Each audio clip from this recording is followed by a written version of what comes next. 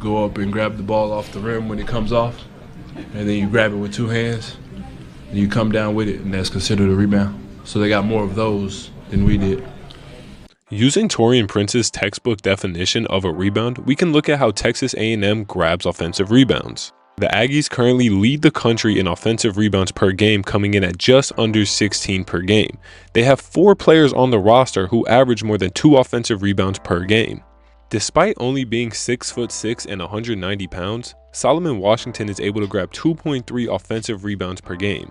Anderson Garcia also comes in undersized at 6'7", 220 pounds, and he also grabs 2.3 offensive rebounds per game. Pharrell Payne is 6'9" and 250 pounds, and he grabs 2.4 offensive rebounds per game. And the leader of the team is 6'8", 250 pound Henry Coleman, who is currently grabbing 2.6 offensive rebounds per game. And they rebound just the way you would expect the best offensive rebounding team in the nation to rebound. They use their speed, their size, their athleticism, and then when it's a 50-50 ball, they grab the ball and they use their strength to rip it away from their opponents. But not every team in the country is able to use their speed, their size, their leaping ability, their quickness, and their athleticism to grab rebounds. And the St. Mary's Gales are one of those teams. Look at the roster of this team. Does this look like a team that has the same type of athleticism, leaping ability, explosiveness as a team like Texas A&M? What do you mean by that? But when you look at the best offensive rebounding teams in the country, the Gales are right up there. They are currently ranked 12th in the country, averaging just under 14 offensive rebounds per game, and they are 3rd in the country with an offensive rebounding percentage of 39.6 per KenPom. Now you might be wondering, how are the Gales such a good offensive rebounding team when the title says they don't rebound, and when I just explained they don't have the luxuries that a team like Texas A&M has? It's because they don't try to use their athleticism and leaping ability to grab offensive rebounds. They use their IQ and their positioning to make sure that you as a defender can't get the defensive rebound. For St. Mary's, the offensive rebound starts with their big man, Mitchell Saxen, the 6'10", 250 pound center from Seattle, Washington. Saxen is averaging a ridiculous 4.2 offensive rebounds per game, which is 3rd in the country, only behind Oscar Clough and Zuby Ejiofor. And Saxen is not a above the hoop big man. He is an underneath the hoop big man, meaning he uses his size and his strength and his broad shoulders to carve out space underneath the rim and do his job before the rebound comes down. And by doing so, he's able to rebound in the most unique manner I've seen all year. He utilizes the tip out rebound and the slap back rebound to perfection.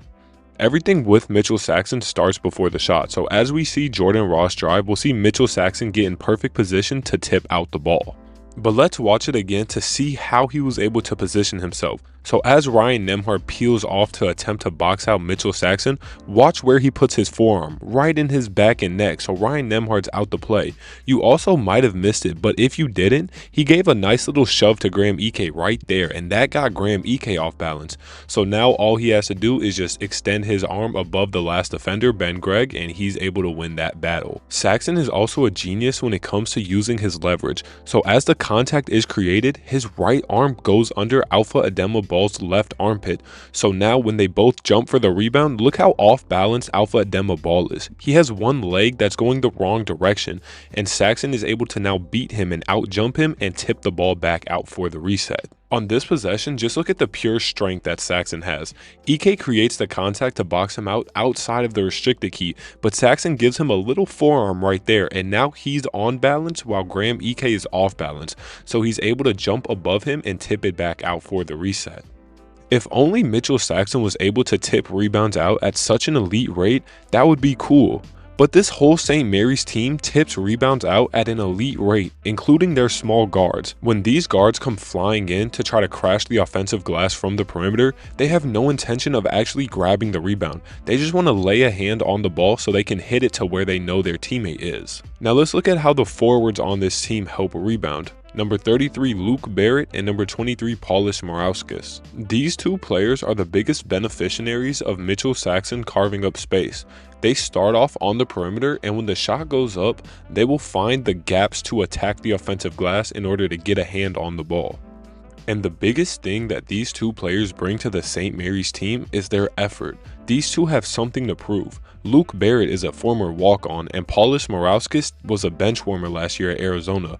These guys have a chip on their shoulder, and it shows when they're playing and when they're attacking the boards. Now, I've done a lot of talking about tip-outs and showing tip-out examples, but I haven't gotten into the slapbacks yet, and that's because I wanted to save it for the very end.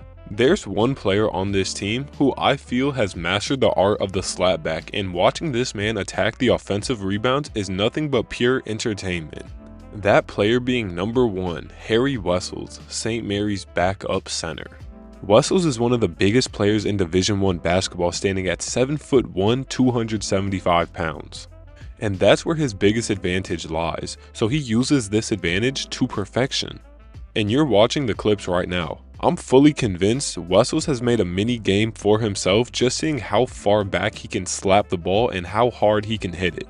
And this rebounding formula that St. Mary's has allowed them to be one of the best rebounding teams in the country year in and year out, while not having the athleticism you would think is required to be a good rebounding team. After watching the Gales formula to offensive rebounding, I came up with 5 key takeaways, and those are: do your work early, create contact first, use leverage, find open lanes to crash, and if you can't grab the offensive rebound, make sure no one in your area can grab it either. The next time you catch yourself watching a St. Mary's game, just watch how the offensive rebounding battle is. It's more entertaining than what the naked eye may see. Thank you so much for watching the whole video. If you enjoyed this content, remember to leave a like, subscribe, and comment below what you want to see videos on, because I'm down to make videos on anything. Thank you guys so much for watching, and stay tuned.